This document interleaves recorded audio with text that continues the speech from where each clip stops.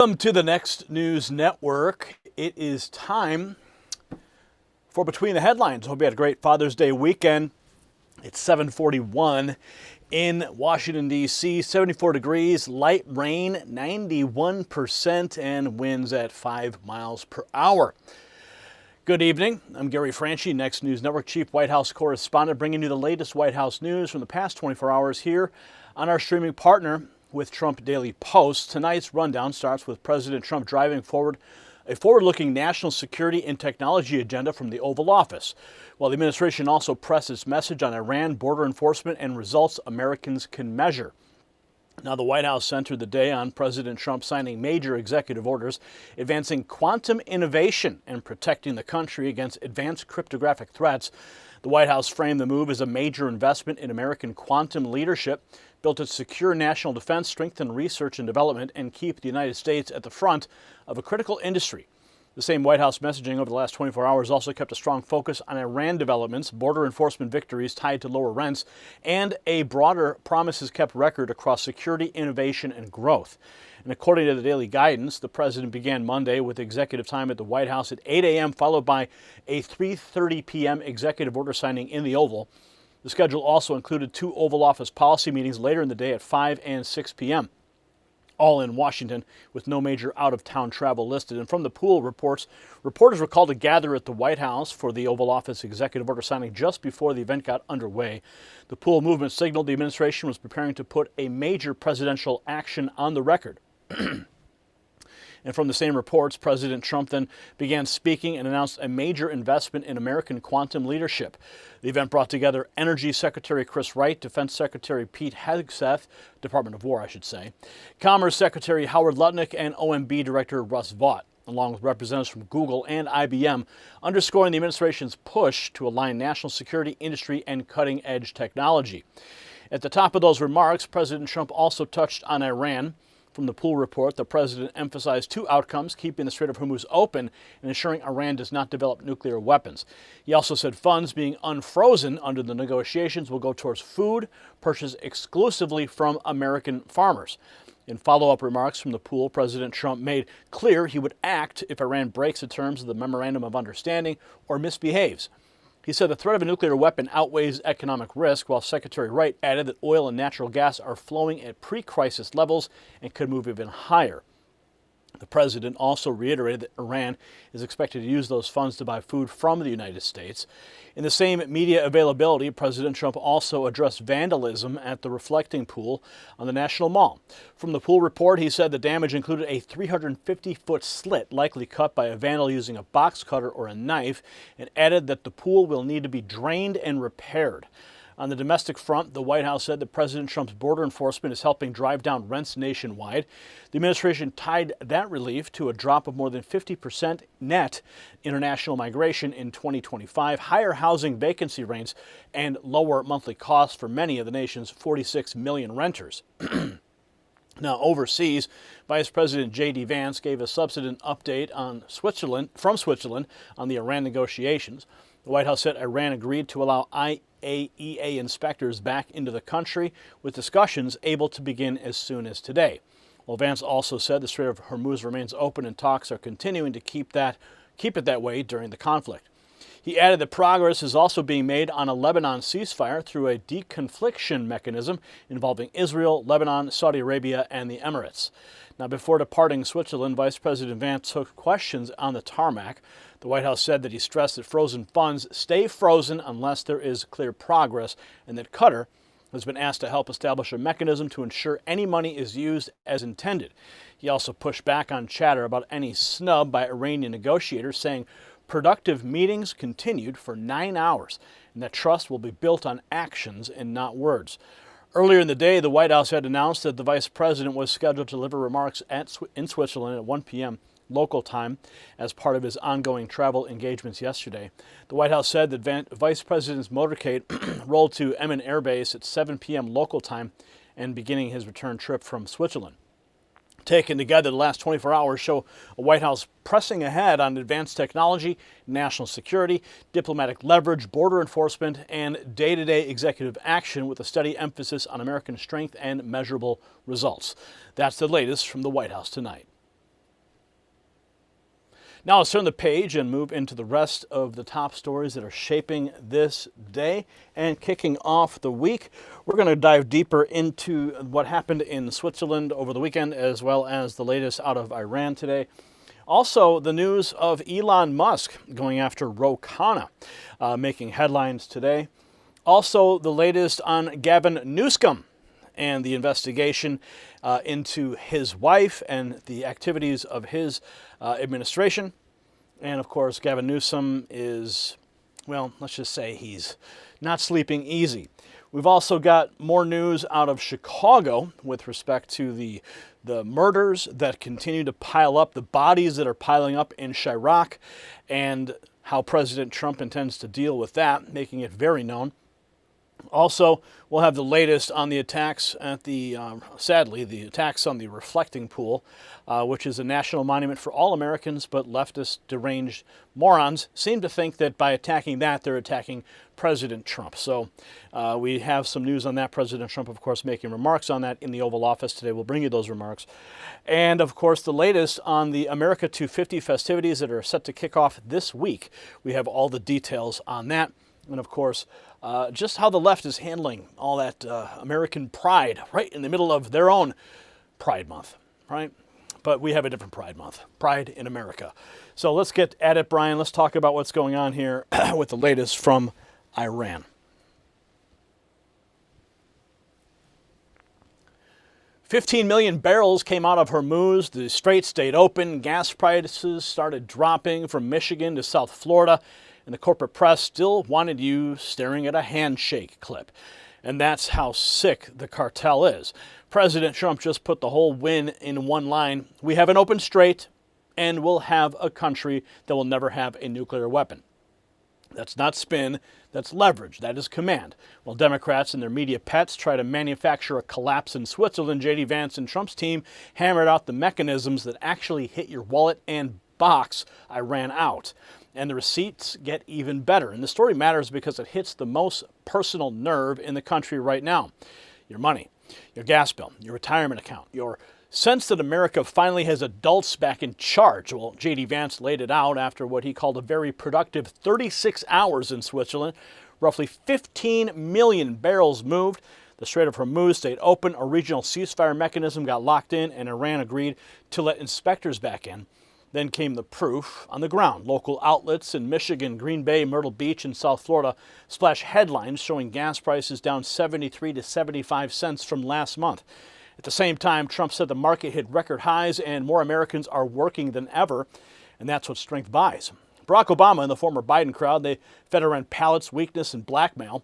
Donald Trump and JD Vance kept the money frozen, forced inspections, and punched back when Tehran started whining. The Democrats hate this because every falling price tag destroys their entire sermon about Trump chaos. You see, JD Vance just spent 36 hours making sure Hormuz stays open. And that should make every family ask a very hard question. If a major disruption hit tomorrow and you couldn't get to the store, how long would your house last? If the answer is less than a month, go to preparewithgary.com. Because they have My Patriot Supply. They're America's #1 preparedness company with over 3 million satisfied customers. Their best-selling 4-week emergency food supply comes with an additional week of food free. This is the best long-term storable food, at least 2,000 calories a day, real meals, real ingredients, no artificial flavors, no artificial colors, and shelf life measured in decades. Now, these are the most trusted folks in the business. So lock in your free week of emergency food now. Serious countries prepare. Now, here's the part the smear artists never wanted you to hear. While RT and the usual anti-Trump parasites screamed that Qatar humiliated JD Vance with some childish greeting clip, the man in the room torched the lie himself. Qatar's prime minister said he'd already spent hours with Vance, met with him all day, and kept going until 2 in the morning under President Trump's leadership. After the break, we'll show you all the comments, the tweets on screen. Keep one question in mind, though. Why did the media chase the handshake and bury the 15 million barrels? Here's President Trump in the Oval just a few hours ago talking about what's going on with respect to the Strait of Hormuz. Let's take a look. We're doing very well with respect to the Hormuz Strait. We took in more oil yesterday than has ever gone through the strait. You probably see that we have an oil gusher. The strait is totally open. You know that. and we're negotiating. We'll see how that all goes. But we have two things. We have an open strait, and we have a country that will never have a nuclear weapon. Will never, ever have a nuclear weapon. Never have a nuclear weapon. President Trump making it absolutely clear, shutting down the fear campaign. Hormuz is open. Iran's not getting a nuke. Next, he ties that record strength to markets, jobs, and gas prices already going down. The stock market is hitting record numbers. We have more people working in the USA today than we've ever had working, as you know. It's in many ways. Now, when this war ends, gasoline and oil and everything is going to come tumbling down. But right now, as of this moment, the stock market has hit record highs. We have more people, again, working in the United States today than at any time in the history of our country. We are really doing well. Now, gasoline's high. Other prices are way down, but gasoline's high. But when this is over, you'll have a world without a nuclear weapon with Iran. If you allow Iran to have a nuclear weapon, the world would be in great jeopardy. So it's not going to happen. As soon as the war ends, the gasoline prices will come down. So while the media pushed chaos, Trump pointed to falling prices and economy still moving. Now he puts it in writing, saying Iran will accept major weapons inspections for long-term nuclear honesty, posting this on Truth Social. Everybody's fully aware Iran will agree to have major weapons inspections in order to ensure nuclear honesty long into the future. So that post matters because it blows up yesterday's spin about the Switzerland talks. Up next, someone who says they were actually in the room says the press flat out lied about a supposed snub of Vice President Vance. A lot of biased media outlets and Democrats are pushing a fake narrative yesterday about the talks in Switzerland. Here's the real story from people actually in the room. There is also a video about you circulating on social media where there are allegations from some centers of the media that you snubbed the vice president, you did not greet him in the meeting. I saw that. Look, I mean, at the end of the day, all of us, we are human beings. And I'm like any one of you. I was spending few hours actually with the vice president just few seconds before I entered the room. And I didn't actually, I didn't see the Prime Minister of Pakistan at all since he arrived. So I wanted to say hello. I went to say hello to them, and I wasn't expecting the press over there. And they just made the issue too big. Vice President is his leadership actually throughout the process brought us here under the leadership of President Trump. We've been meeting together the whole day since the morning we were together. We continued until we finished at 2 o'clock in the morning, and U.S. is our partners. And by the way, whether we have something between us and any other country or personally between me or any other one, I would never do it by passing by without saying hello or shake his hand, whatever between me and him. When do you expect to see him again? Well, hopefully in a couple of weeks, if we make good progress on the technical, then we will move on. Mr. Prime Minister, thank you very much for taking the time. Thank you. Thank you very much. So you heard Qatar's Prime Minister torch the fake handshake drama and credit President Trump for the process. Next comes more missing context, including the photo the rumor mill didn't want you to see. Critics of both the United States and Qatar have found common cause in promoting a video clip that shows Qatar's Prime Minister greeting Pakistani Prime Minister and Field Marshal Asim Munar while not exchanging a handshake with the United States. Missing from that narrative is the fact that Al-Thani had already spent much of the day with Vance during the talk. So this is the clip that everyone's talking about.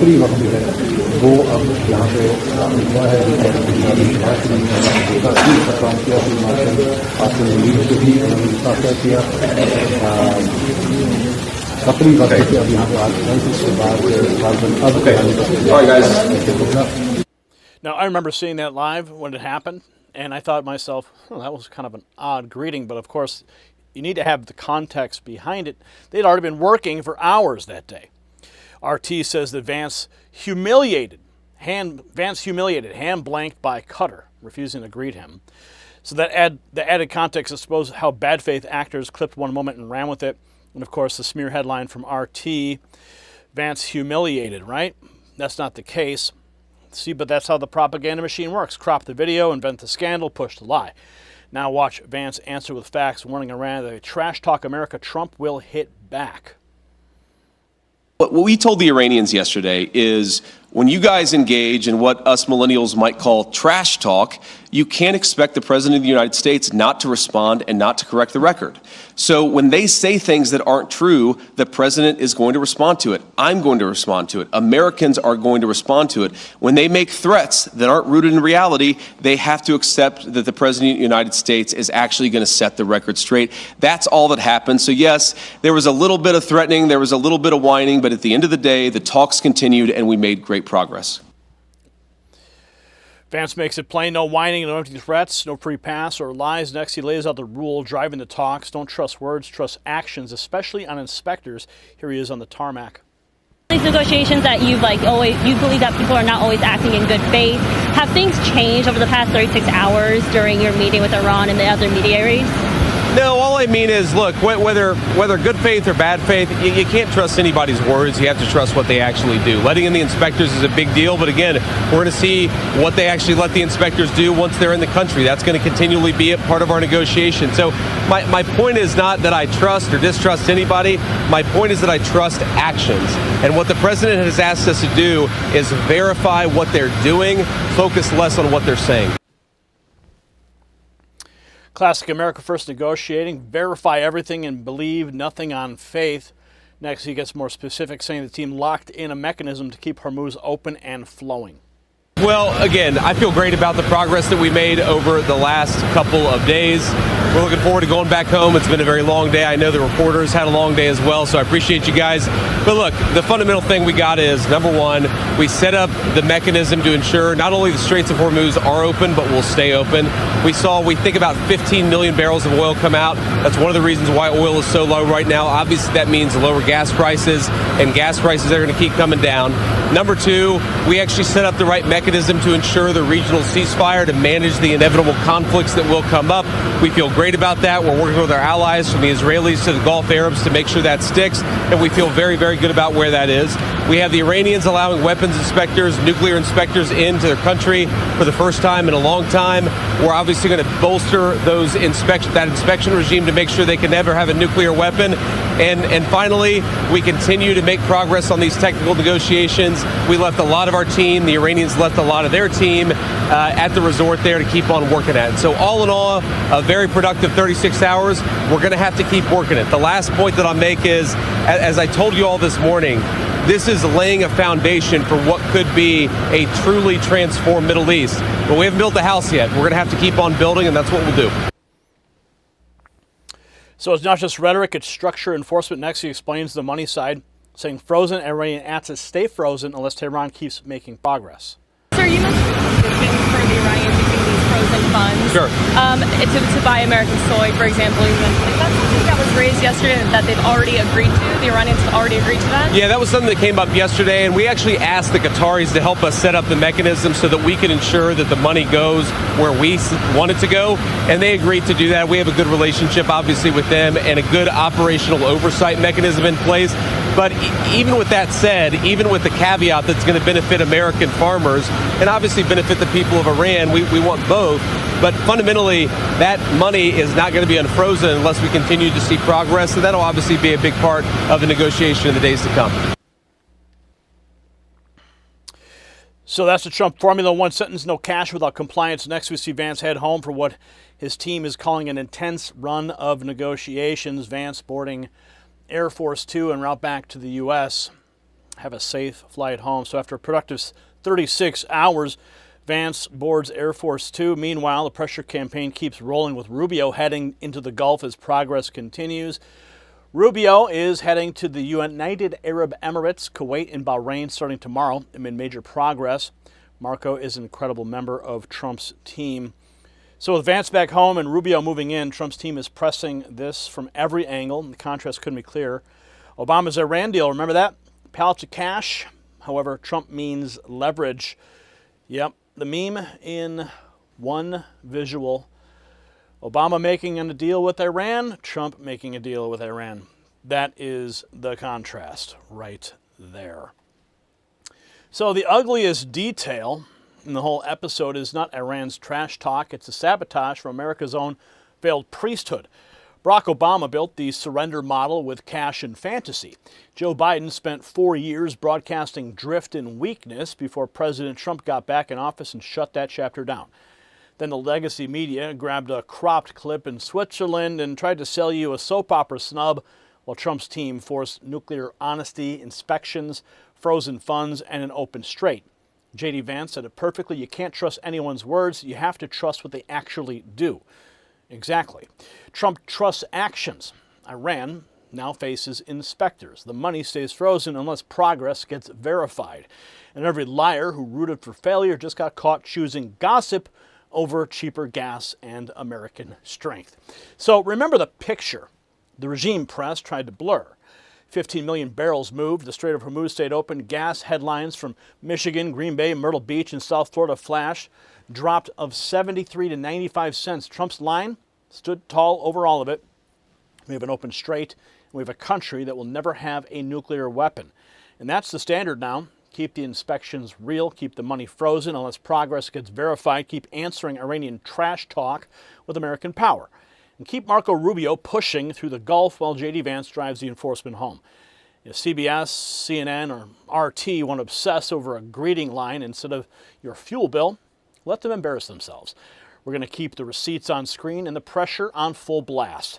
So share this with somebody who still thinks that Obama-style appeasement works, and drop your take below.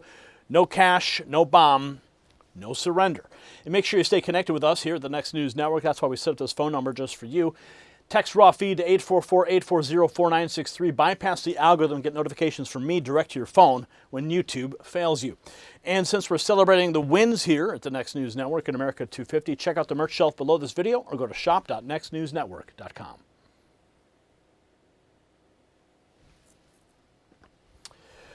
Okay, moving on from Iran on the international front, we're going to bring it home to the domestic news. The headlines today, big headlines. Remember Doge? Remember the Doge campaign? Thank you, Rubio, for that $5 super chat. Appreciate you. And for gifting that membership as well. Remember Doge? Remember how much fun Doge was?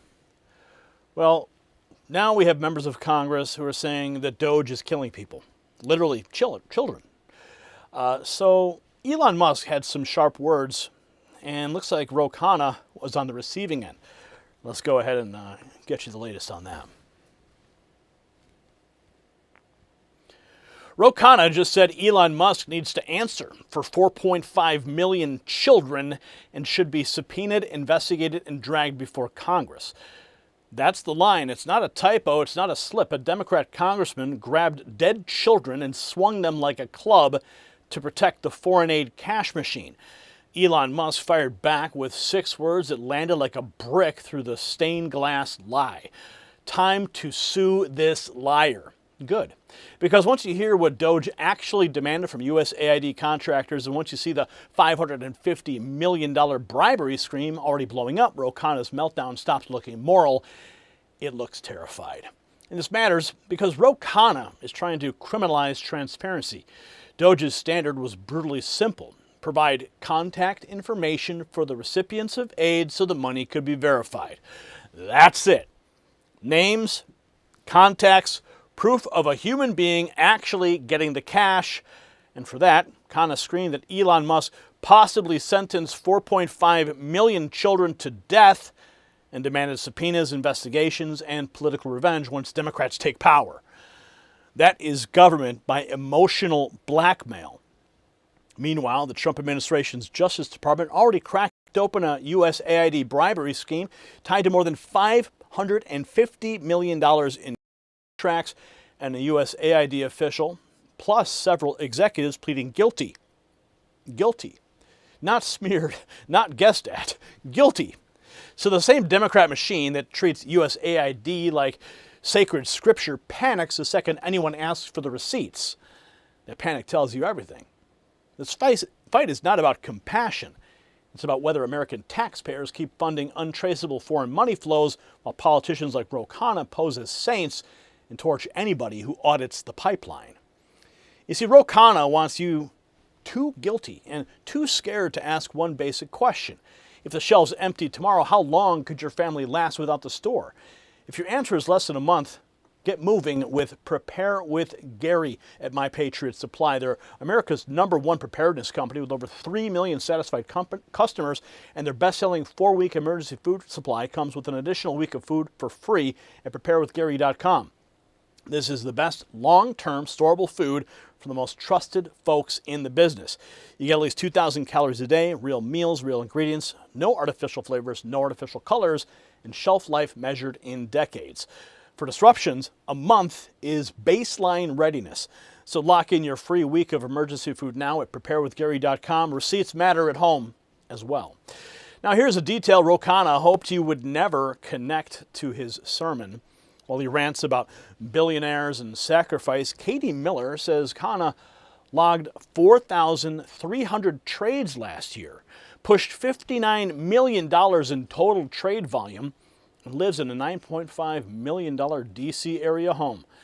Then he turns around and demands Elon Musk get hauled in for asking aid contractors for contact information. We're going to put all the receipts on screen because once you see this stack side by side, the whole sanctimony acts collapse in real time. This is Elon Musk, you see it right here. Time to sue this liar. So Elon not mincing any words at all. Here's the post spelling out exactly who he's talking about and the claim and set him off. Trump Daily Post. Elon Musk just said it's time to sue this liar, referring to Democrat Ro Khanna, who stated publicly that Musk needs to answer for 4.5 million kids sentenced to death over Doge cuts in government. So that summary names Democrat Khanna. Now Khanna makes the accusation himself, claiming Musk has to answer for millions of children and calling for subpoenas. Here's the clip in question that looks like may end up with Ro Khanna being sued into oblivion. I do believe that once we take power, there has to be accountability. There needs to be accountability for Elon Musk. You know, they're celebrating that he created 4,400 millionaires, but they don't talk about the 4.5 million children around the world who he possibly sentenced to death by dismantling USAID. He needs to answer for that. He needs to be subpoenaed. He needs to face investigation.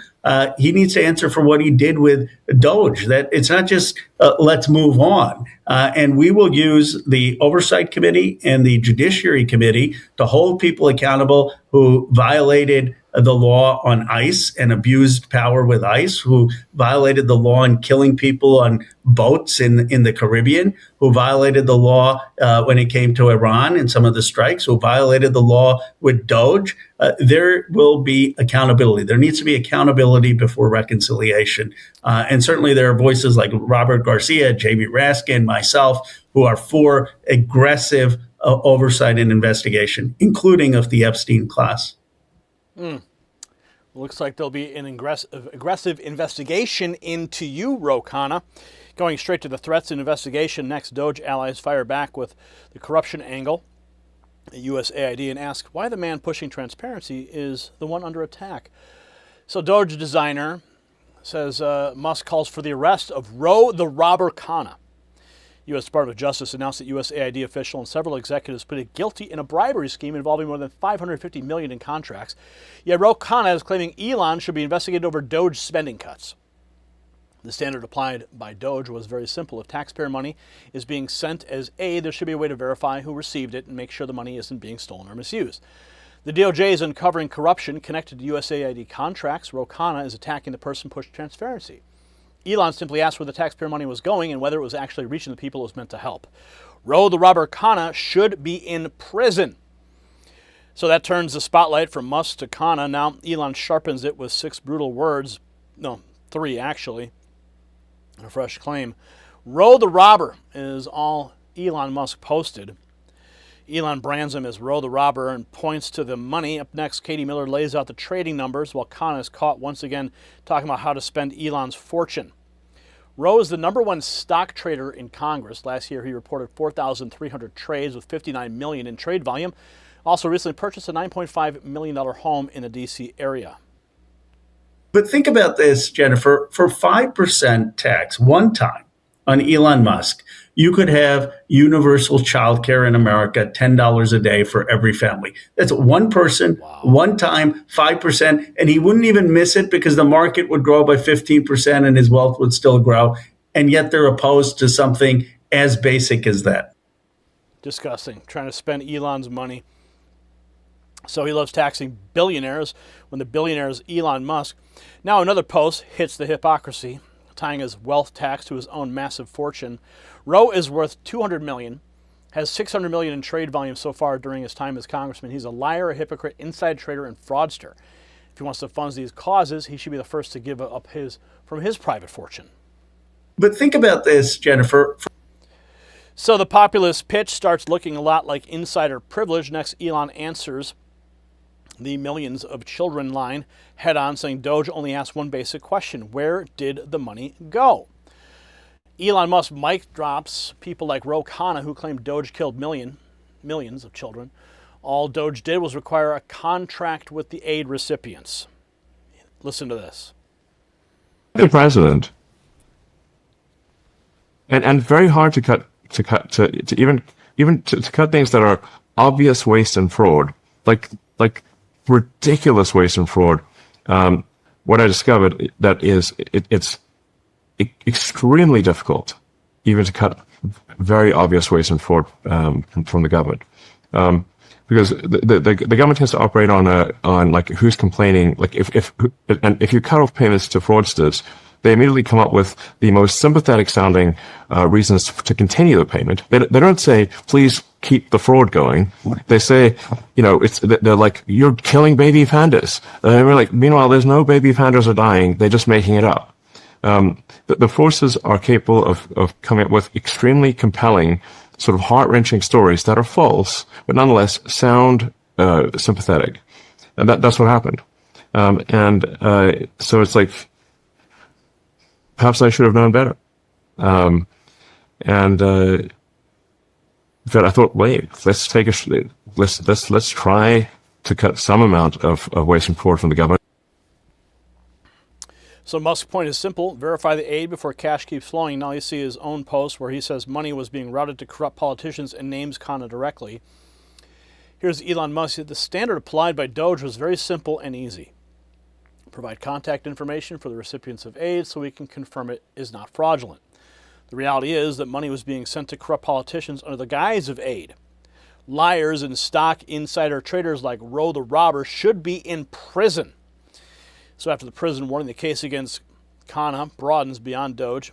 Critics hammer him as a wealth tax hypocrite, even challenge him to write his own check first. Apple lamps. Ro Khanna, the communist economic populist, stands exposed as the ultimate wealth tax hypocrite. He demands a 5% levy on American wealth while day trading $100 million across 3,000 plus individual trades every year and sitting on a $232 million fortune, 1,200 times the median household net worth. The same congressman who called inequality the moral failure of our time has not written his own voluntary $11.6 million check to the Treasury. That single payment could have built nearly 10 feet of California's failed high-speed rail boondoggle. Instead, Khanna wants IRS agents invading private homes to catalog family heirlooms, artwork, jewelry, vintage comic books, and Mickey Mantle rookie cards. Wealth tax schemes have always begun with a tax on the rich and ended by devouring the middle class. His refusal to pay first while aggressively trading in the markets he wants to punish proves the entire agenda is fraudulent class warfare from the penthouse of communist headquarters. So the hypocrisy charge lands because it hits Khanna where he postures most. Now the backlash gets more blunt with a Texas-style message for a congressman many Americans think got caught pointing the finger first. Roe the Robber wants people to believe that Elon Musk starved 4.3 million kids by cutting off the money flowing to these so-called NGOs. The problem is many Americans are asking where all that taxpayer money was actually going in the first place. When the guy accused of lining his pocket starts pointing fingers at everyone else, people tend to notice. We have a saying in Texas: mess with the bull and you get the horns. And of course, enter the memes. Roe the Robber, we have the proof. This is all lies. You can't prove anything. How much did you steal? Where's the money from? It's over, Roe. The people know. You'll never take me. Stop! Where are you going with all that money? It's mine. You can't have it. Roar the robber! This is a scandal! Yeah, it is a scandal indeed. So after the heat and kind of trying to flip the script, now watch him answer Musk directly with a debate challenge and claim that he's the one defending free speech. He posted, Elon Musk, let's debate. You game? I'm for free speech, not lawfare. Hey, Elon Musk threatened to sue me, and he called on the Justice Department to put me in prison. That's right. The world's richest person has spent all day tweeting going after me. Why? Because I cited an academic study that his Doge cuts may lead to the deaths of millions of children overseas. You know, Elon, I thought you were a free speech guy. Why not debate me on these issues instead of threatening lawfare? You're not going to be able to intimidate me. I'm the guy who stood up to the Epstein class and worked with Massey to get the Epstein files released. I'm the guy who stood up against AIPAC and called out a genocide.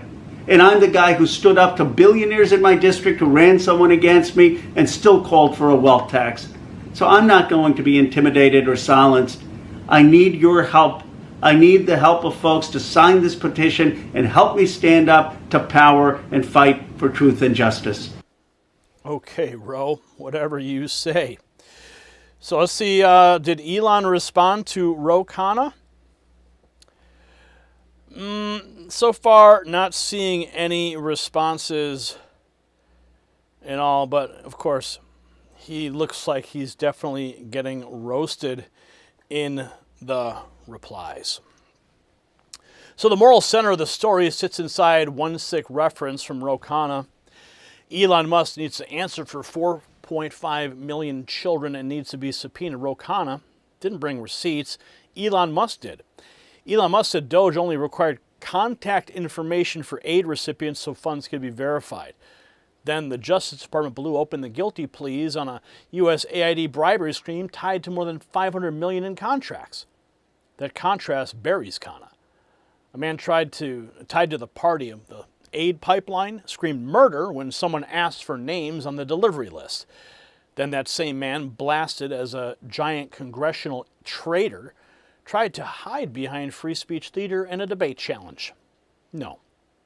Ro Khanna launched a slander campaign because transparency hits his side like sunlight hits vampires. So here is the line that patriots should draw and never surrender. No more emotional hostage-taking from Khanna, Jamie Raskin, Robert Garcia, or any Democrat who waves starving children in front of the camera every time someone audits the books. The Attorney General should keep digging through the U.S. AID pipeline. House Republicans should hammer congressional trading, and every contractor, middleman, and politician who treated foreign aid like a slush fund should face exposure under the Trump administration, not protection from the press. Elon Musk's answer still stands because it fits this moment perfectly.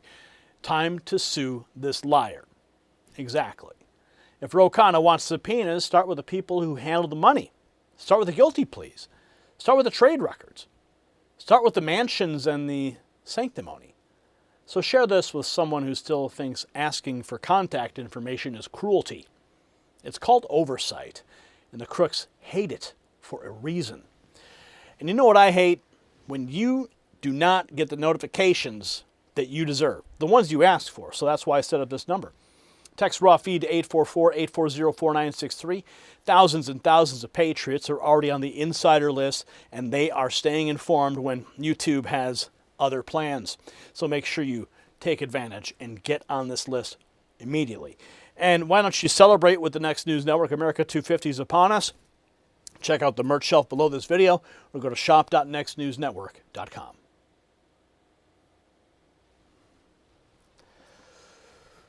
Oh, wow. Lots of activity in the 10 memberships. Chris Orr gifting 10 memberships. Thank you so much for that. How nice of you to do so. Oh, wrong scene. Okay. Sorry, Brian. Thank you. Okay. So we got that. We got the Elon story coming out. Okay. Now we're going to head over to California. Get the latest from Gavin Newsom.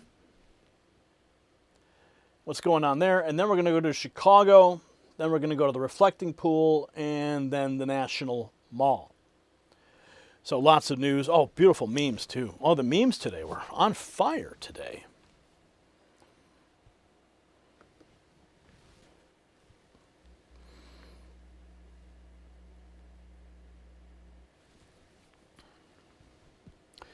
Gavin Newsom just blurted the line that tells you everything at the Obama Presidential Center opening when an MS Now reporter cornered him off script about the DOJ probe. Newsom snapped. This is stuff that happens in other countries. That's all I'll say. Other countries. That's the defense. Not here are the books, not here are the contracts, not here's the money trail. Gavin Newsom reached for the Banana Republic script because the facts are crushing him. And the worst part for California's media cartel is this. Joe Concha just torched the central lie. This investigation did not start with Trump. It began under the Biden-Harris administration. And that changes everything. See, it matters because Gavin Newsom and Jennifer Newsom did not build a brand on honesty. They built a machine. Source after source points to Jennifer Newsom's nonprofit steering money into her own orbit, including payments to her own film company and funds from a Native American tribe backed by Governor Gavin Newsom. That's not abstract ideology. That's the blue state ruling class using nonprofits, donor pass-throughs, and insider access like a personal cash conveyor belt. Then when the spotlight hits, Gavin Newsom starts whining about Donald Trump in 2028, like the country is supposed to ignore the paper trail because his ambition got bruised. But Joe Concha dropping the brick through the window. This probe began under the former Biden-Harris administration. Even Adam Schiff, racing is the panic lawyer for the California cartel, could not bring himself to say there was no merit. He said, I'm not saying there could never be merit. Exactly, because there can be merit. And Gavin Newsom knows it. See, Gavin Newsom's meltdown is a good reminder that when corrupt elites crack supply chains and trust at the same time, your family pays the price. So let me ask you, if a major disruption kept you from the store, how long would you last right now?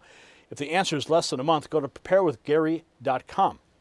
See, they're America's #1 preparedness company with over 3 million satisfied customers, and their best-selling 4-week emergency food supply comes with an additional week of food for free.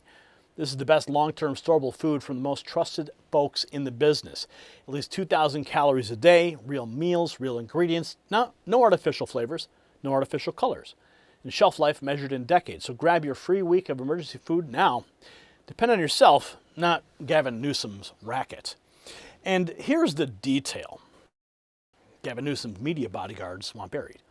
While he screams that Donald Trump put him on an enemies list, his former chief of staff, Dana Williamson, already pled guilty to federal fraud charges just last month. See, that's not a vibe. That's not a social media spin war. That's federal heat touching the perimeter of Gavin Newsom's orbit. Now I'm going to show you some of the receipts. And I'm going to walk you through the panic post because the cleanup operation has already started. Now, this post caught my attention today. It's going viral. Everyone's posting it, and for good reason. You'll see now. Show some respect, you people. You're talking to the best governor in history. 4th biggest economy in the world. Oh my goodness, we thought he was out injured. The crowd is losing their minds, and look at the governor's face. No way.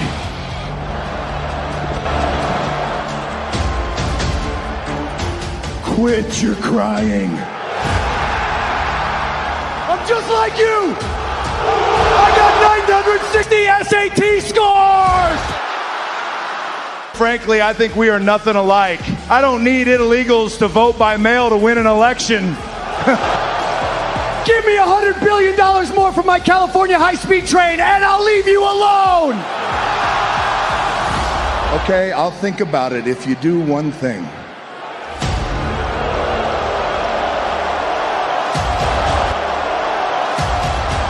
Acknowledge me!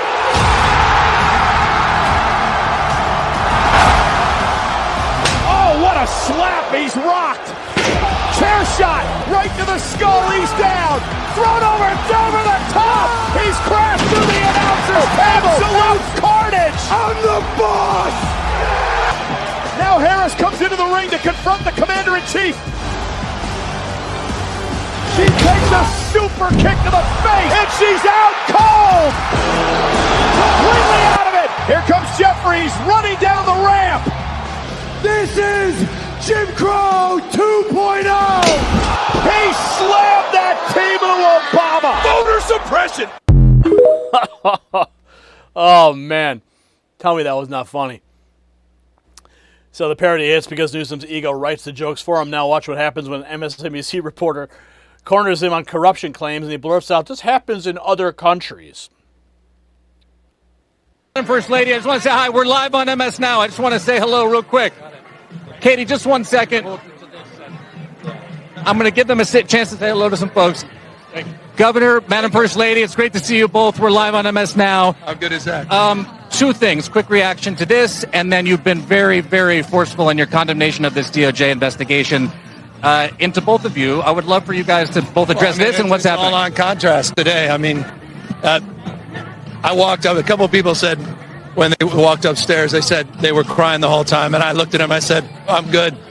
Got up there, literally started tearing up. And I think everybody feels that spirit and that pride that we've been missing. And we didn't realize how much we've been missing it. And we've been missing it because of the divisiveness. We've been missing it because we have people that, frankly, are unworthy of their positions. And there we saw on stage people that were worthy of what our founding fathers lived and died for. What was it like for you to be here today, Madam First Lady? So joyful, the singing, the dancing, the incredible speeches. They're just incredible role models, and their values are American values, and we need to revive those and provide hope to everybody. We heard from the governor, but we haven't heard from you yet about this investigation. What do you want to say?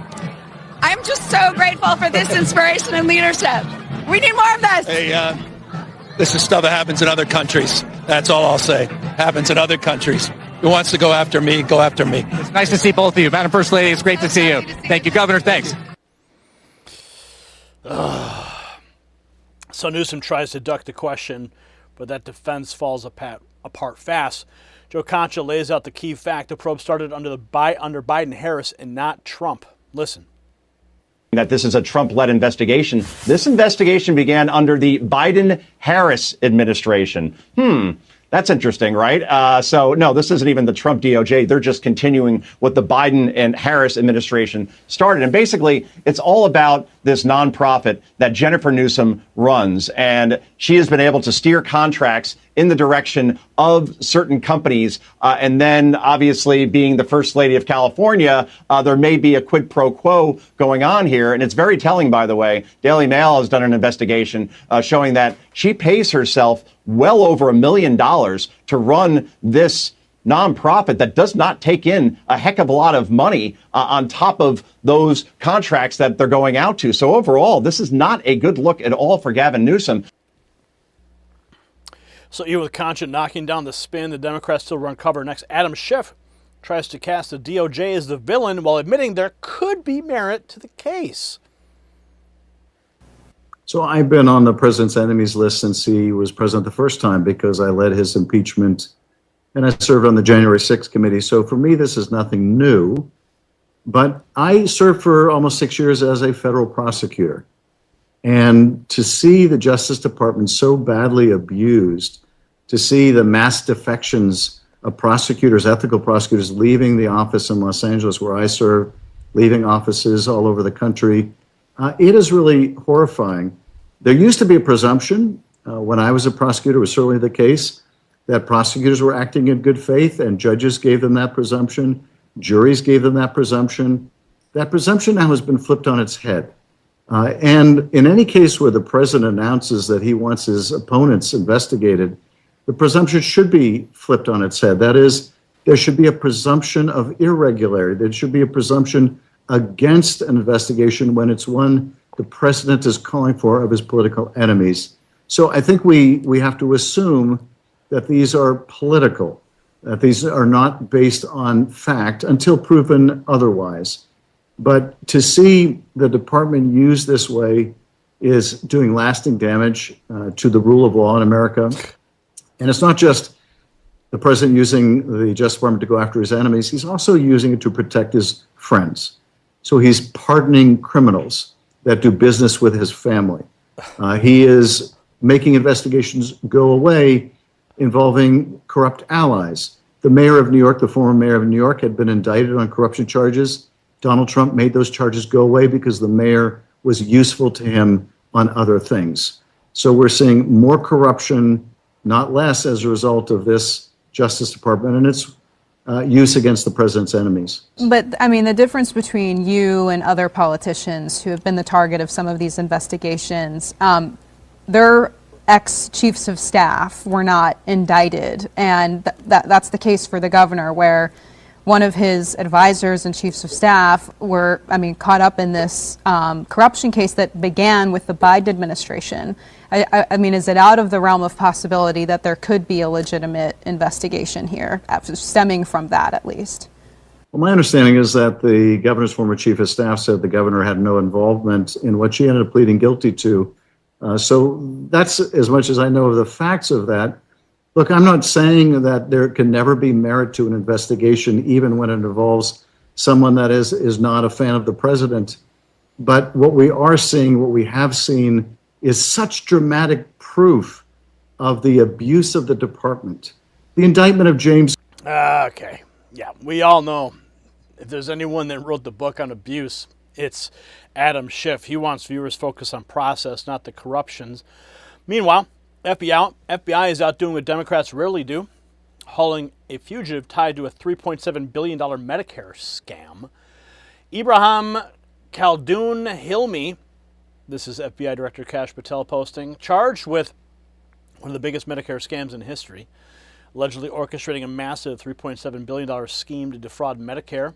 He's been on the run since May of 2025, but we got him thanks to outstanding work from FBI Miami, the Justice Department, and our partners in Turkey. Hilmi was apprehended overseas, and after a foreign transfer of custody, he's back to the U.S. to face justice. Yet another massive win for the FBI's war on fraudsters, with the White House task force led by JD Vance, and a monumental victory for the Trump administration, showing that any criminal actor who steals from the American taxpayer will be caught, no matter where they try to hide. And there is the photo. And now we're going to show you the fraud suspect captured. Another one, $1.2 billion Medicare scheme. Second most wanted fraudster. He's allegedly behind, listen to this, a $1.2 billion Medicare conspiracy, billion with a B. White House officials praising the anti-fraud task force's role in making this bust.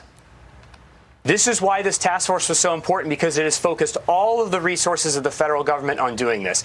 The Biden administration could have gotten him. They found plenty of time to arrest people playing outside of abortion clinics, but instead they let this guy run away with all of his money outside of the country.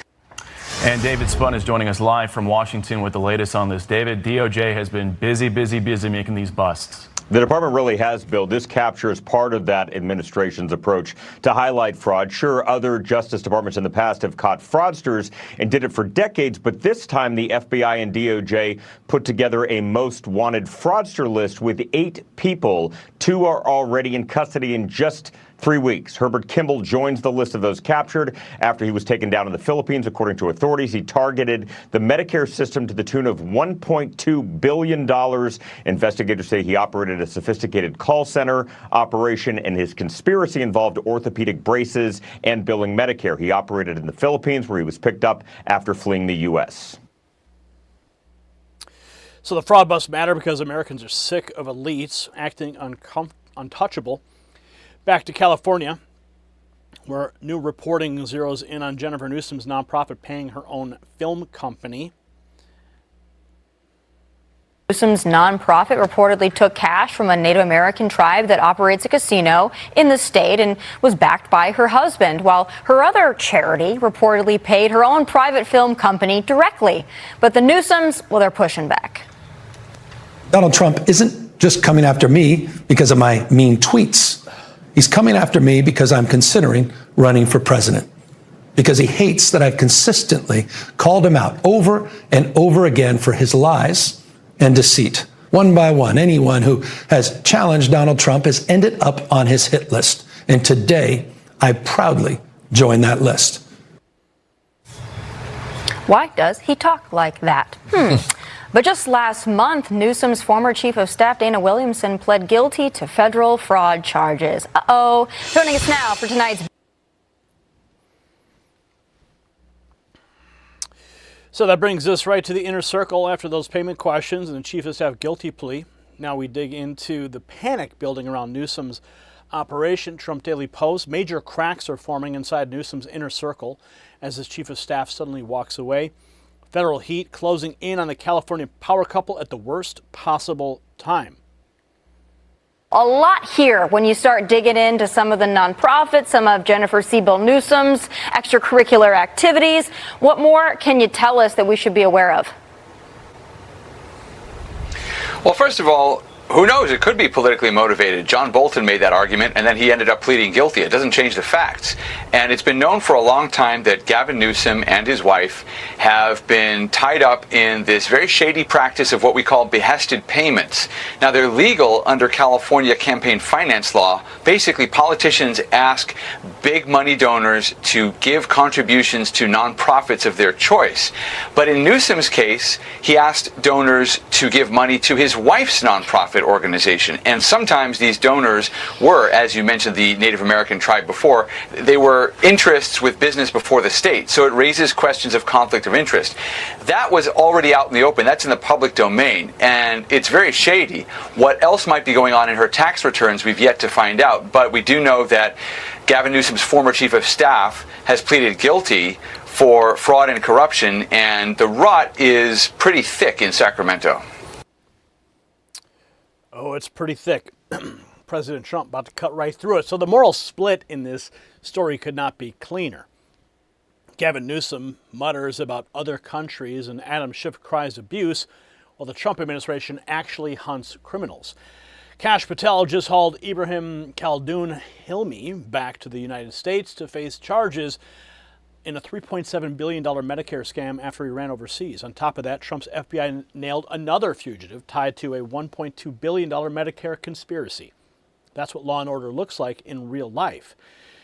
Vice President JD Vance's White House task force locking onto fraudsters, the FBI dragging them home, and the Justice Department finishing the job. One side chases the money, the other side protects the machine. Gavin Newsom stands with the machine because he is the machine. So here's the line that nobody in Sacramento can scrub out. Gavin Newsom did not answer the allegations. He did not open the books. He did not explain why Jennifer Newsom's nonprofit paid her own film company. He did not explain the tribe money. He did not explain the donor pipeline. He hid behind dictatorship theater, and Adam Schiff rushed in with the usual regime tears. Meanwhile, Donald Trump's administration keeps stacking wins, from the Biden-era Newsom probe continuing on the merits to the Trump FBI hauling in billion-dollar fraud suspects who stole from taxpayers. That contrast ought to infuriate every decent American. If Gavin Newsom is clean, then release everything. Every contract, every donor record, every payment trail. And if California's press corps want to keep babysitting him, fine. We'll keep naming names while they run cover. So drop your take below and pass this segment on to somebody still trapped inside the Newsom myth. And watch how fast that myth craters when the documents hit daylight. And you know what else needs to hit daylight? Notifications, right to your phone. That's why I set up this telephone number, 844-840-4963. Thousands and thousands of patriots are getting the truth sent directly to them when the YouTube notifications fail. All they're doing is texting raw feed to that number, and they're staying on the inside.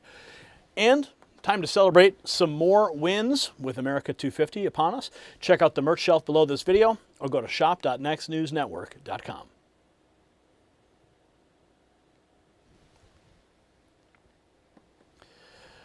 How about that meme, though, right? Was that not great? Oh, man. I love you too, Pothead Kenny. Thank you. Good to see you, Mary Mad Nana and Lynn and Karen and Dave and Jock Wad 69 reposting the stream. And Mary, yes, he is a snake oil salesman. So if you're watching on X, on Trump Daily Post, go ahead and hit that reshare button right now. If you're watching on Next News, do the same over on X. And if you're watching on YouTube, which is our flagship channel, make sure you copy the link and send it out to your friends and family via text message. And follow us on all platforms. All right, moving from California, now we have to go to Chicago because Donald Trump is taking direct aim at Chirac.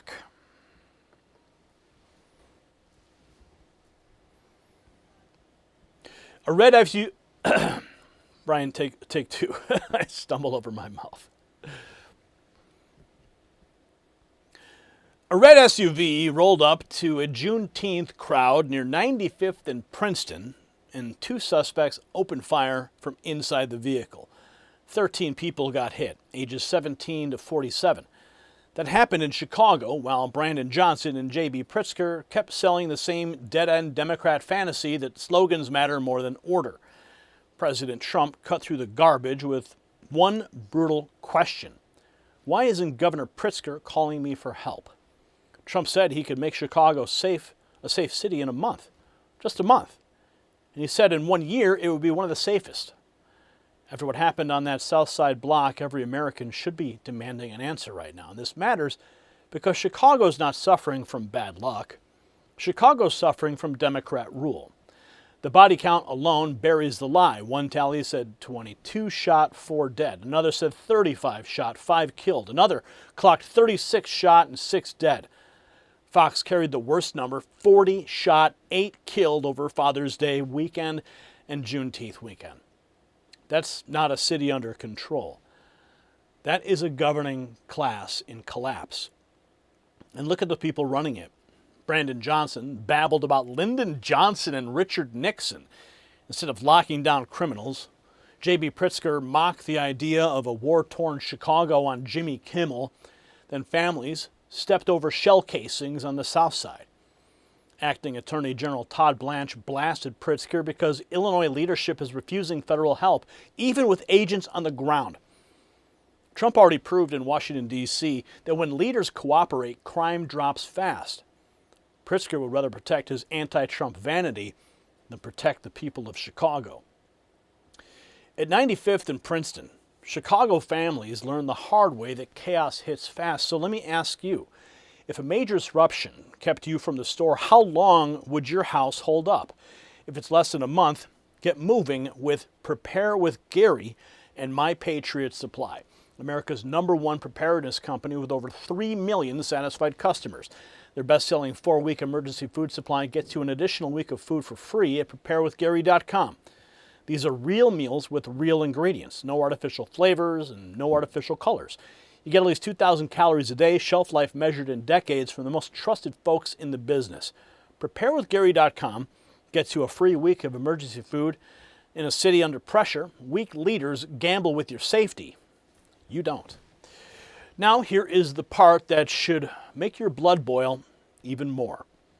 While Chicago neighborhoods counted victims from that red SUV attack, Mayor Brandon Johnson bragged about a so-called, you ready for this? Trans-femicide state of emergency. That phrase tells you everything. City Hall found time for ideological theater while real families ducked real bullets. And Todd Blanche says Illinois leaders still refuse federal backup. So as we pull up the reactions, keep one question in your head. How many more weekends like this does J.B. Pritzker need before he stops posturing and picks up the phone to call Donald Trump? President Trump posting this. Lots of killing going on in Chicago. 22 people shot, at least 4 dead. Why isn't Pritzker calling me for help? I can make Chicago a safe city in a month. In a year, it would be one of the safest. D.C. went from one of the worst to one of the safest cities in the U.S. President Donald J. Trump. So Trump calling out Pritzker by name said Chicago doesn't have to live like this. Next, listen to how city leadership answers a bloody holiday weekend by blaming Richard Nixon. Yeah, here is Brandon Johnson reflecting on the 40 people shot and 8 killed over Father's Day Juneteenth weekend. So, yeah, it is personal.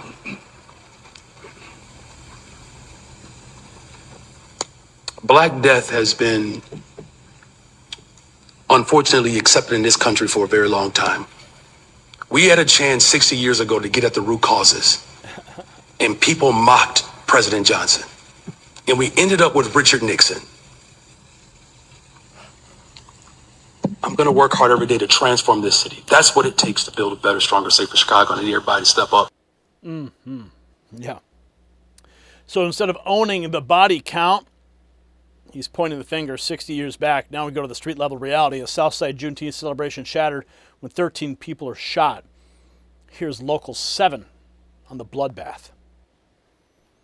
This was supposed to be a joyous time. Neighbors say many people had gathered to celebrate Juneteenth when things took a violent turn. Surveillance video capturing what appears to be a barrage of gunfire. Shortly after, you see people running for cover. Chicago police were called to 95th and Princeton after a mass shooting around 11 Friday night in the city's Princeton Park neighborhood.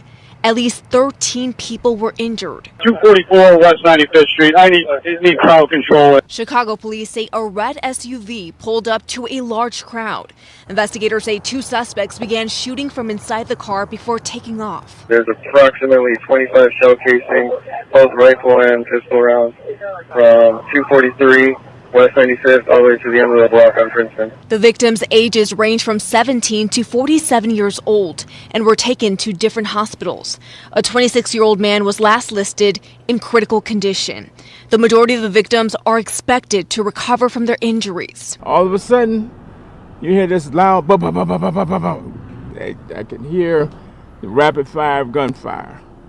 And I said, oh no, can't be.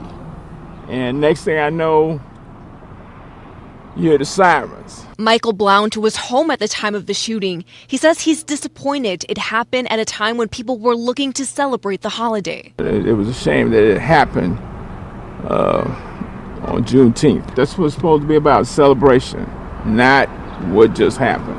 You know, that was just purely wrong. A motive for the shooting is unclear. Police have not made any arrests. Alderman Anthony Beale, who represents the 9th Ward, saying in part, in a matter of seconds, an ordinary summer night was shattered by gunfire. No one should have to wonder if they or someone they love will make it home safely. So you saw the chaos from the mass shooting and the police still hunting answers next. RNC puts the weekend numbers front and center, ties them directly to Democrat rule under J.B. Pritzker. This is the reality for citizens living under weak Democrats like J.B. Pritzker. Make America safe again. At least 36 shot, 6 fatally in shootings across Chicago this weekend, police say. So that sums the toll in one graphic. Dozen shot, multiple dead. Next, another piece of media, of timing the media won't touch. All this hits Obama's presidential center open in Chicago. Same weekend, Obama's $850 million presidential center opens in Chicago. 22 shot, 4 killed in gun violence across the city. Trump said he'd fix Chicago's crime crisis, and the media lost their minds, accusing him of wanting war. At least 22 shot, 4 fatally in shootings across Chicago this weekend. So while elites celebrated a ribbon cutting, Chicago families were dodging bullets. Next up, a cartoon says exactly what a lot of Americans are thinking about Pritzker and the blue state crowd refusing to fix the crime. Pritzker does not want to clean up Chicago. Leave our crime alone. Newsom, Pritzker, Hochul. So the jab lands because the pattern is obvious. Next, Acting Attorney General Todd Blanche says the feds are ready to help Chicago and Pritzker's leadership is getting in the way. Me through this. I know there's federal agents on the ground in Chicago, but you guys can't do your job unless y'all get cooperation from the local cops. The cops want to do it, but the politicians don't want them to. Of course, exactly. So what you have is a situation in Chicago, and you can contrast that to Washington, D.C. So in Chicago, yes, there's federal agents there, and they're working cases, and they're doing great work. But when there's not a partnership with local leadership, it's not the cops on the ground. It's local leadership encouraging the federal government to come in and help. When that happened in D.C., as you just showed, it worked. We did it in Memphis, and it worked. And there you have coordination, you have people working together, and it is shocking. It is shocking that leadership want nothing to do with any help from the federal government, and yet they read the same papers we do. 36, 37 shootings in a couple of days, 8 people dead, many of them teenagers. And the governor, what's he saying about it? He's probably going to come out and criticize President Trump. That's his answer. And it's, look, we're going to keep on doing our job in Chicago and everywhere else, but we wish we had better support from leadership. So the point is simple. Federal help works when local politicians stop blocking it. After that, we're reminding you, J.B. Pritzker once mocked the idea that Chicago was out of control. Never forget, Pritzker went on Jimmy Kimmel and mocked crime in Chicago. J.B. Pritzker reporting from war-torn Chicago. As you can see, there's utter mayhem and chaos on the ground. So it's a challenge to survive here in the city of Chicago, but there's no hellscape that I'd rather be in. Yeah. So Pritzker joked about a city families no longer feel safe walking through. Next, Mayor Brandon Johnson prioritizing while Chicago keeps bleeding. This is Libs of TikTok. What is trans femicide state of emergency? Brandon Johnson posting this. For too many transgender Chicagoans, the sense of belonging they deserve in their city has been denied by exclusion and barriers to opportunity in spaces that should feel safe and welcoming. Since declaring a trans femicide state of emergency, our administration has strengthened the city's capacity to support LGBTQ plus Chicagoans. This framework builds on that work by centering the voices and lived experiences of trans Chicagoans to chart a path towards a safer, more connected city. Yeah. So the moral test here is brutally simple. A city gets sprayed with gunfire near 244 West 95th Street. A 17-year-old stands in the same victim age range as a 47-year-old. Brandon Johnson still pours energy into a trans femicide state of emergency post while J.B. Pritzker blocks the federal muscle that could crack it all down. That's not compassion. That is ideological vanity with a body count. Trump stood up and said what every parent already knows. Call for help, restore order, back the cops, stop the bleeding. He already turned D.C. from one of the worst to one of the safest cities in the country under federal pressure and serious leadership. Pritzker and Johnson chose pride over protection. Chicago citizens paid in blood. J.B. Pritzker simply needs to answer one question, and he needs to answer it now. When 22, 35, 36, even 40 people get shot in a single holiday weekend, what exactly are you preserving by rejecting President Trump's help? Brandon Johnson needs to answer for why he can invent new ideological emergencies while a red SUV tears through a Juneteenth crowd on the South Side. The people of Chicago do not need another lecture about Nixon, another late-night joke, or another regime media smear calling Law and Order racist. They need adults. They need force. They need consequences for criminals. They need what Trump already proved works. Make America safe again is not branding. It's the rescue line that Democrat machines keep trying to cut. If you live in a blue city, send this to somebody who still thinks that soft-on-crime politics are humane. Put their names under pressure and keep watching, because every time Trump offers solutions, the machine exposes itself. And speaking of rescue lines, I've got one for you too. 844-840-4963. Text raw feed to that rescue line so you can get the news and the truth delivered directly to your phone from me when the YouTube notifications and the algorithm never arrive. Thousands of patriots have already done so. Why haven't you? And since America 250 is upon us, celebrate with us. Despite the horror in Chicago, we do have a lot to celebrate.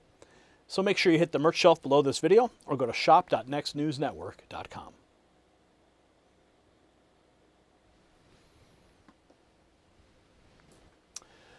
Okay, Chicago, man, what a mess. Thank you, Principal Enigma, for your $2. Much appreciated over there on Rumble. Okay, and now we're going to go from Chicago, we're going to go directly to the reflecting pool drama that just continues to persist. The radical left, for some reason, they want to make our national monuments into a symbol of resistance against President Trump. They're attacking America directly. President Trump is making D.C. beautiful again, and that just makes the left absolutely nuts. I'm going to show you what President Trump said in the Oval and more. A 300-foot gash in the reflecting pool sealant. Chemicals dumped in the water. An 8647 chemically carved into what President Trump called the beautiful new grass field. That's not protest. That's sabotage aimed at America's front yard by people so deranged they would rather slash up the Lincoln Memorial grounds than admit Trump restored them. And the sickest part came next. While Park police arrested at least 5 people and investigated 5 more, the regime press and celebrity hacks snapped into denial mode. One reporter bragged that he didn't see a gash. Stephen King flat out called the whole thing fake. And that lie just crashed directly into reality. This matters because the fight is not over landscaping. The fight is over whether anti-Trump radicals get to turn national monuments into a playground for ideological vandalism while their media bodyguards run interference. President Trump stood there in real time and spelled it out. A 300-foot-long gash, chemicals illegally placed in the water, and 8647 chemically carved into the grass. Then he backed the workers, backed the cleanup, and backed the law with a fully enforceable 10-year sentence for destroying or attempting to destroy federal monuments. That's leadership. Now stack that alongside, on the other side, NBC had to admit at least 5 arrests. Trump said 5 more set under investigation. Plainclothes enforcement detained a woman near the sealant. Park Service crews kept cleaning while leftists heckled them. And on camera, pink and green-haired activists actually cheered algae like lunatics fighting for a cause. That is the Democrat cultural project in one frame. Trump builds, workers repair, radicals rot, and the press protects the rot because they hate the man who fixed the place. When people slash a 300-foot gash into the reflecting pool and dump chemicals into the water, you should ask yourself one blunt question. If a major disruption hit tomorrow and stores went dark, how long would your house hold up? If it's less than a month, go to preparewithgary.com and check it out. They're from My Patriot Supply. They're America's #1 preparedness company with over 3 million satisfied customers and the most trusted folks in the business, for a reason. Their best-selling 4-week emergency food supply gives you an additional week of food for free. This is the best long-term storable food with at least 2,000 calories a day, real meals, real ingredients, no artificial flavors or colors, and a shelf life measured in decades. Get your free week of emergency food now. Prepared families don't panic. Now, before we hit the tweets, time to lock in the detail the media tried hardest to smother. Plainclothes enforcement caught a woman near the sealant and detained her while the same crowd screamed that algae was somehow anti-fascist heroism. Think about that contrast. Federal officers moved in, saboteurs got grabbed, and the activist audience clapped for pond scum like it was a campaign surrogate. I'm going to put it all on the screen. I want you to see the faces of a movement that cheered decay and then cries when the cuffs come out. Here's President Trump in the Oval Office just a few hours ago, reflecting on the damage at the reflecting pool. And vandalism, no, vandals. You know, we have I think 290, 300-foot slit right through it, probably a box cutter or a knife of some kind. Or we had people lifting up the basic, some of the, it's not a lot of damage, but we'll probably have to let the water out and refix it. They went in there with a knife. I was just told by the people over at Parks, they have 5 people are arrested and 5 people are under investigation right now. And it's a sad thing. In addition to that, we put brand new, beautiful grass all around. They put these massive letters on the grass. You probably know about that, right? And they said 8647. They probably got that from the dirty cop, Comey. You know he's a dirty cop, don't you? Dirty cop. He's a crooked guy. They destroyed the grass. So that's a big thing. But we're going to get it back very soon. President Trump's remarks from the Oval Office says it wasn't random wear and tear. Vandals slashed the reflecting pool, 5 under arrest. Now, reporters on the ground, Park police rolling a surveillance truck while questions fly over the 300-foot gash. U.S. Park Police have a mobile surveillance truck now circling the reflecting pool. Is that CCTV? I think you see with your eyes. It looks like it, yeah. Wow. Wow. Is this just going to do laps? Do you know? Can you answer that?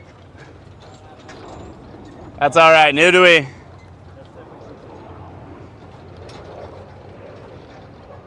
This is what it's come to, guys. Yeah, they're looking, I guess. Unbelievable. So, next we have Park Police response get more aggressive with plainclothes operatives and a woman reportedly detained near the sealant. Take a look at this moment. Charlie.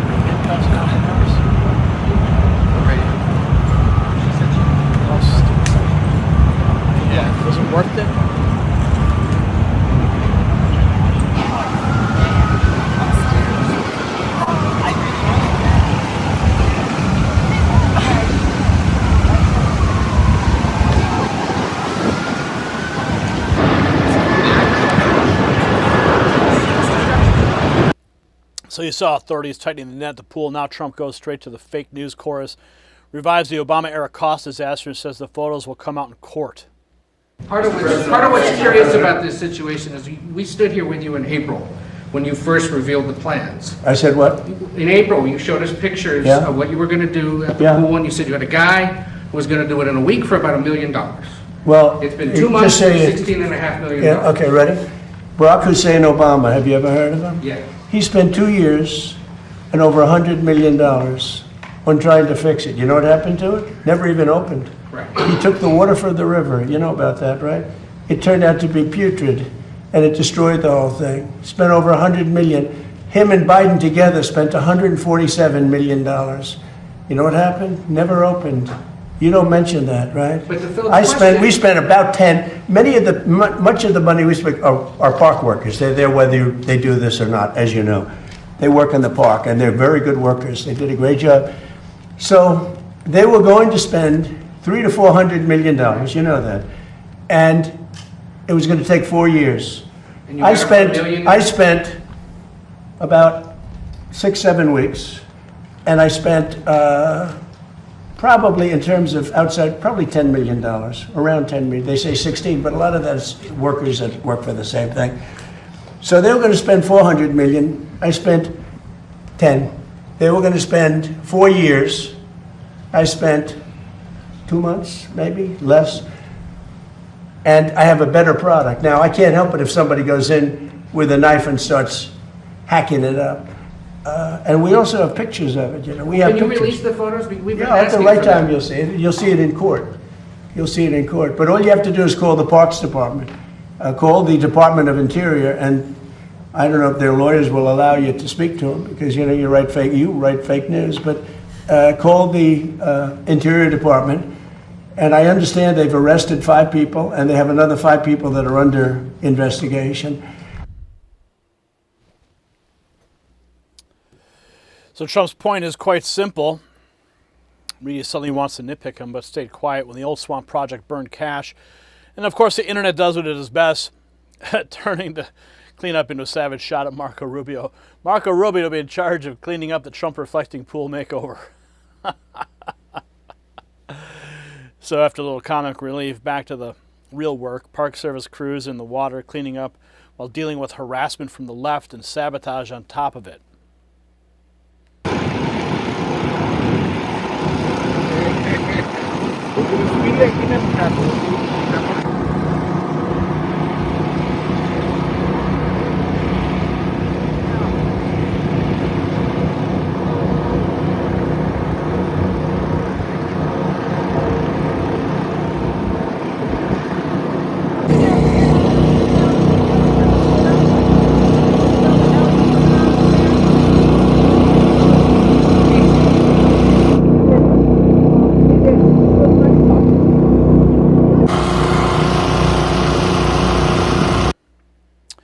So the workers are out there doing their job. The left still treats the chaos like performance. Next, you'll see the kind of clip that tells you exactly where the activist mind is. Pink and green-haired liberals out there cheering on algae blooming in the reflecting pool like it's fighting fascism. Algae is doing good today, honey. Team Algae, we're sweethearts. Everybody's proud of you. You are single-handedly doing more to fight fascism than any American has. Yes. Let's go, Algae. Yeah, Algae. Woo! Algae! Could you turn around? My God. So that's where the culture is. Patriots clean it up. Radicals applaud the rot. Right on cue, one of the media's favorite anti-Trump voices jumps in to claim nobody vandalized anything. Stephen King. Nobody is vandalized in reflecting pool, and Trump knows it. It's a visible example of his corruption. A no-bid contract, some crony, followed by sky-high cost overruns, a shoddy construction to boot. Classic Trump. I didn't F it up. It was my enemies. But then NBC brings up some points. 5 arrests tied to the vandalism. At least 5 people have been arrested for vandalizing the Lincoln Memorial reflecting pool, as Trump threatens long prison terms for the offenders. So even corporate press has to admit there were arrests despite the earlier scoffing. Now fresh video from the scene showing federal agents at the pool and water bubbling during the algae removal operation. Yesterday, HSI agents at the reflecting pool water appears to be bubbling up in a spot during algae removal operations.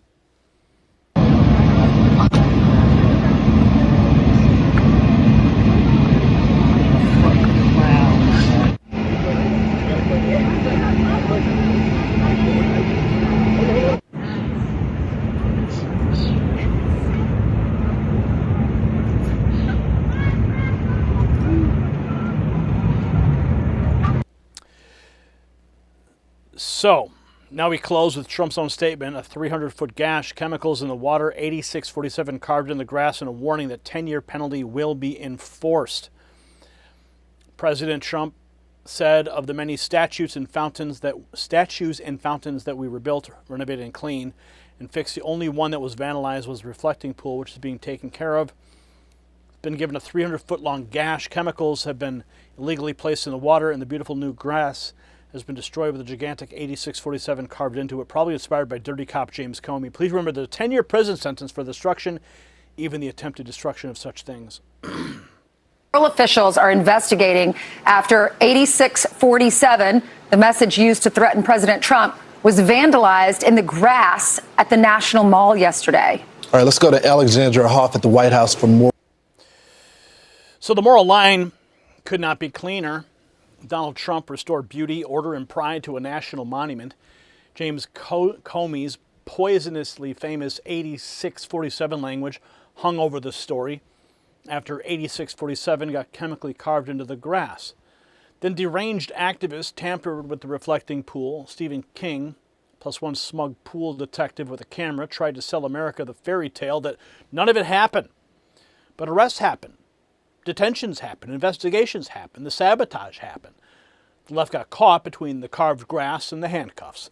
And once again, the establishment press picked a side against the country, against the workers, and against the basic idea that public monuments deserve protection from anti-American nihilists. So here's the line from this point forward. Prosecute every saboteur, expose every organizer, and shame every media mouthpiece who helped bury the truth while park police did the hard work. President Trump already drew the standard. He said that the 10-year sentence will be fully enforced. Good. Enforce all of it. Do not downgrade this into prank politics. Do not let Stephen King sneer from his keyboard while cleanup crews scrub chemicals out of a monument.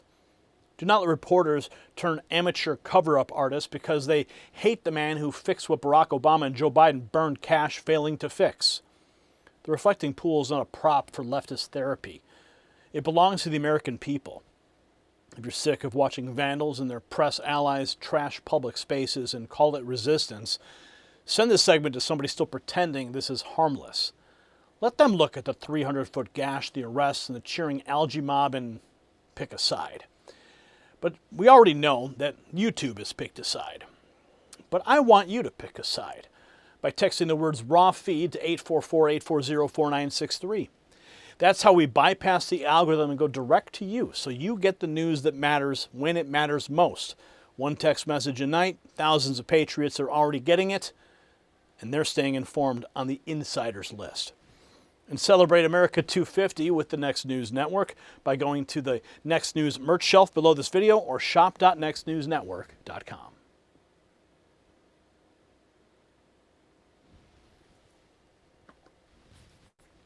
Okay, so we're going from, Rubio dropping 5. Thank you so much for that. Much appreciated. So we're going to go from the reflecting pool to the National Mall. Big things happening this week on the National Mall. We have all the details coming up now.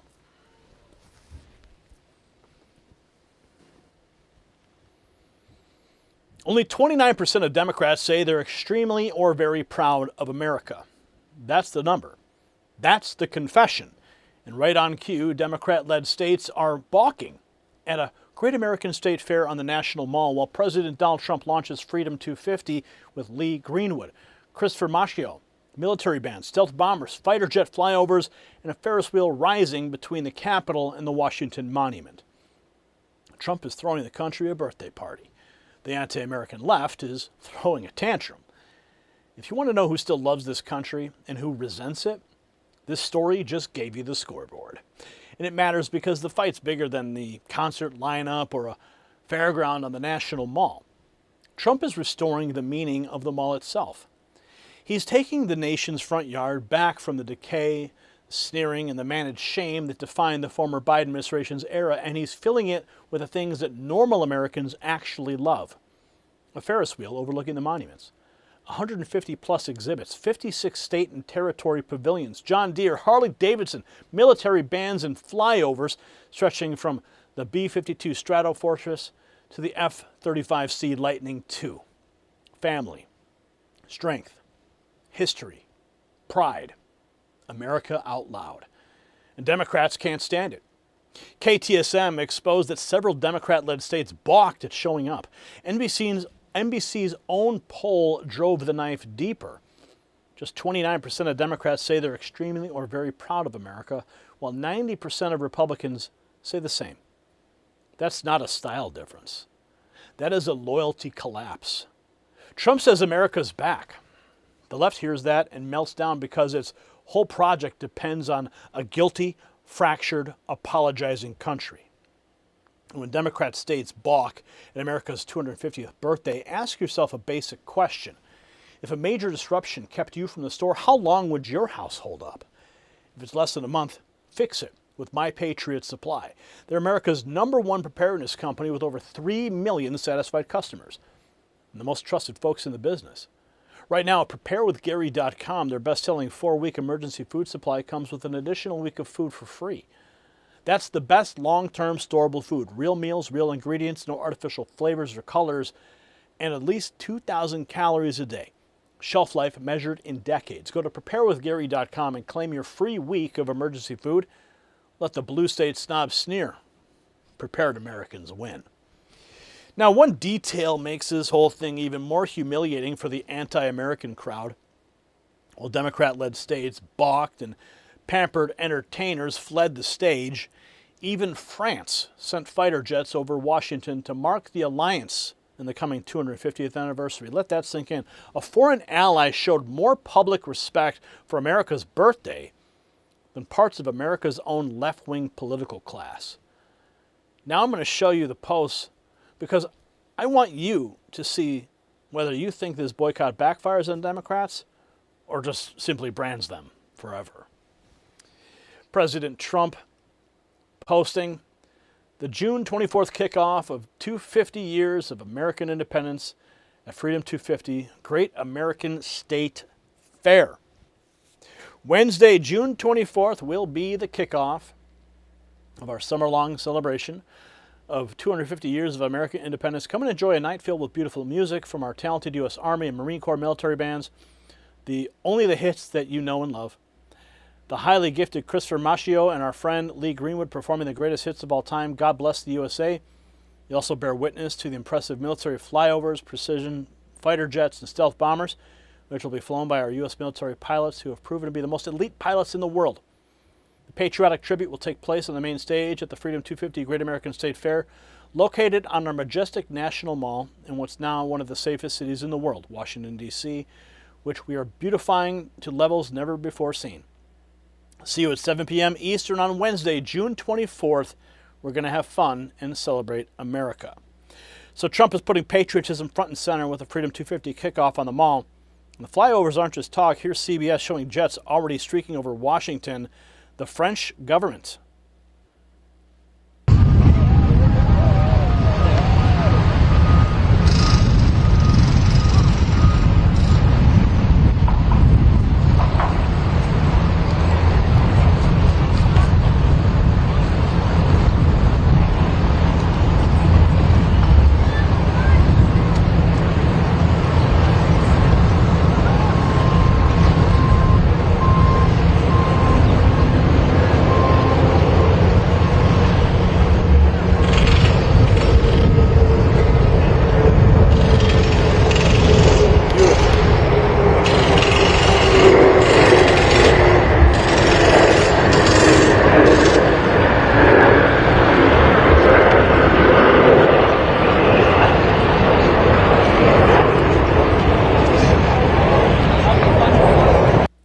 So the skies over D.C. already filling with red, white, and blue, but on the ground, some Democrat-run states are refusing to show up for the Great American State Fair.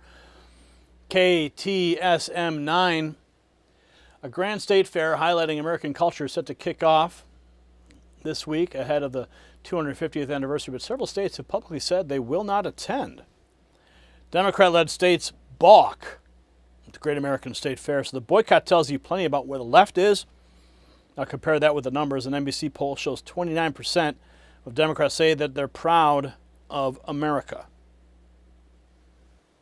Again, 56% overall have an extremely or very much proud of the country.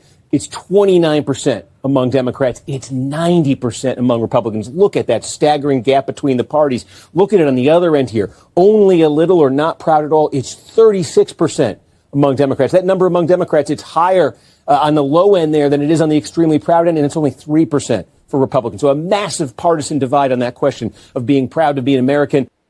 Unbelievable numbers when you look at it.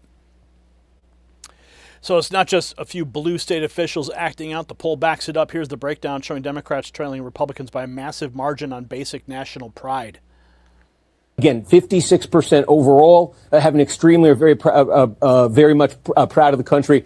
It's 29% among Democrats. It's 90% among Republicans. Look at that staggering gap between the parties. Look at it on the other end here. Only a little or not proud at all. It's 36%. Numbers are brutal for the party that lectures everybody else about democracy. Next, here's what the celebration's building. A full-blown Great American State Fair. Here's what's coming to the National Mall of Ferris wheel overlooking the monuments. More than 150 exhibits from all 56 states and territories, live entertainment, cultural programming, family attractions, innovation showcases, and spectacular flyovers.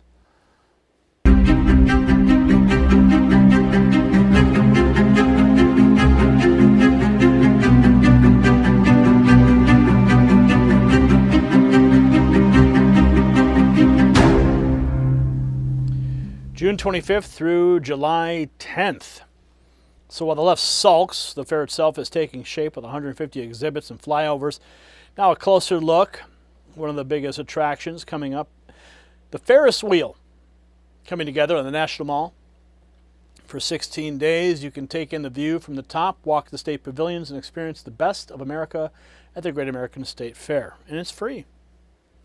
There is one of the, what do they call them, gondolas or something? What do they call those things on the Ferris wheel?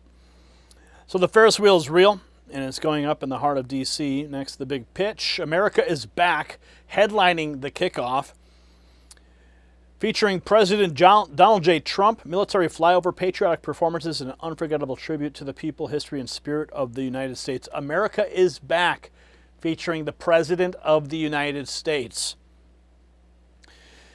So, the fair is leaning hard into American muscle with brands like John Deere and Harley Davidson, more from Freedom 250. 150 exhibits and attractions from John Deere to Harley Davidson, two icons of American manufacturing, will be on display. Come stand in history, RSVP now. 150 exhibits and attractions, RSVP. That's the message, not apology tours, but American industry and ingenuity is on display. And if that wasn't enough, the next piece shows the Air Power Tribute. We're going to have the B-52 Stratofortress, the F-35C Lightning II, Wings Over Washington, part of the Great American State Fair, incredible tribute. Multi-generational air power. That's what they're calling it. Not everyone can handle that. The Washington Times reports several artists bailed over politics. The Freedom 250 concerts on the National Mall will be replaced by what President Trump has called, quote, a rally to end all rallies. The canceled concerts were meant to coincide with the Great American State Fair from June 25th to July 10th, but most of the scheduled performers, including Bret Michaels, the Commodores, and Martina McBride, have dropped out. President Trump said on Truth Social that, quote, we don't want singers with no talent but big fees to put you to sleep. We've told them all to stay home. The rally, now scheduled for 7 p.m. on June 24th, will include musical performances from God Bless the USA singer Lee Greenwood, American tenor Christopher Macchio, and several military music groups, including the U.S. Marine Band, the Joint Armed Forces Chorus, the U.S. Army Chorus, and the U.S. Army Band, known as Pershing Zone.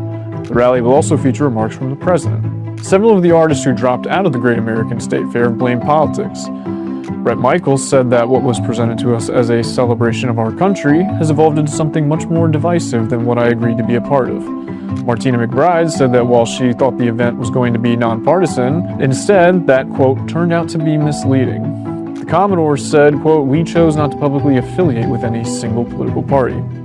Freedom 250, the group behind the Great American State Fair and other events for the celebration of America's 250th anniversary, says it is nonpartisan. Freedom 250 spokesperson Rachel Reisner told NBC News that the nonprofit is dedicated to uniting Americans around the nation's 250th anniversary and is focused on our signature celebrations and events that honor our history and engage all Americans. To read about this story and more, visit the Washington. So the dropouts only prove Trump's point. The cultural elites get nervous. The second patriotism gets unapologetic. Meanwhile, the celebration rolls on towards July 4th with a massive fireworks finale planned for the National Mall. Epic July 4th celebration returns with a record fireworks display. America's 250th anniversary celebration hit peak on July 4th with the salute to America 250. Organizers promise a pure day of celebration, live music, national pride, family-friendly festivities. What's billed as the biggest fireworks display the world has ever seen, featuring an astonishing 850,000 fireworks shells launched from 10 sites, including the Lincoln Memorial, Reflecting Pool, Potomac River Barges, and West Potomac Park. The event will illuminate iconic monuments and memorials in breathtaking finale synchronized to music, visible across the mall and beyond. Caps off broader semi-quincentennial activities, including the Great American State Fair. Events.freedom250.org/events/freedom250 4th of July event. A once-in-a-generation event aims to unite the nation in honoring 250 years of American spirit. Here is Mark Wayne Mullen. There's no greater honor than standing tall with a red, white, and blue. And guess what? We're going to celebrate 250 years right here in Washington, D.C. It's going to be huge. The biggest firework display the world has ever seen. And you can be part of it. We're going to have just pure celebration. We're going to have music. We're going to have pure pride. And we're going to have so much fun. And you can be part of it. You can register for free for your tickets at freedom250.org. May God bless America. Amen. So from the kickoff rally to the fireworks, it's turning into a summer of freedom. And the final message is simple. America is back. That's right. Wednesday, America is back, a kickoff celebration for the Great American State Fair. Freedom250.org. So here's the moral verdict, and the number makes it unavoidable.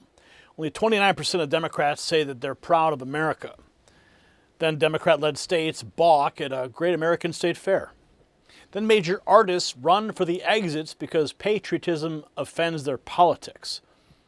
That's not coincidence. That's exposure. Donald Trump builds a June 24th kickoff at 7 p.m. on the National Mall around military bands, Lee Greenwood, Christopher Machio, precision fighter jets, stealth bombers, and a Ferris wheel above the monuments. And the anti-American left can't even fake good manners for the country's 250th birthday. Fine, stay home. Trump just turned their boycott into a loyalty test, and they failed it in public with the whole country watching. So pick your side, right? Trump is standing on the National Mall saying America is back, building a 16-day Great American State Fair with 150-plus exhibits from all 56 states and territories, staging wings over Washington air power and driving towards a July 4th celebration capped by 850,000 fireworks shells over the Capitol. That's confidence. That is national memory. That is a country refusing to hate itself anymore. And across from that, Democrat-led states balked, celebrity performers bailed. Their own voters told NBC that they're less proud of America than Republicans by a canyon-sized margin, 29 to 90. They kept telling you who they are, so believe them. If you're sick of watching bitter blue state politicians and legacy media skulls spit on normal American pride, send this segment to somebody who still thinks this boycott was just a scheduling issue. It was contempt. Trump answered it the right way, with flags, flyovers, music, families, and a packed mall that moves on without them. And you know who else moves on without you? YouTube. Yeah, they move on, sending you cat videos and CNN spin when you look for us. But look no further than the number on your screen, 844-840-4963. Thousands of patriots have texted the words raw feed. They're getting the news and information from the insiders list direct from me, right to their phones. What are you waiting for? Don't delay. Get on the list and make sure you get the news that matters so you can make decisions for your friends and your family. And since we're talking about celebrating America 250, what a better way to celebrate than finding some gear that we've created just for you at the merch shelf below this video or at shop.nextnewsnetwork.com.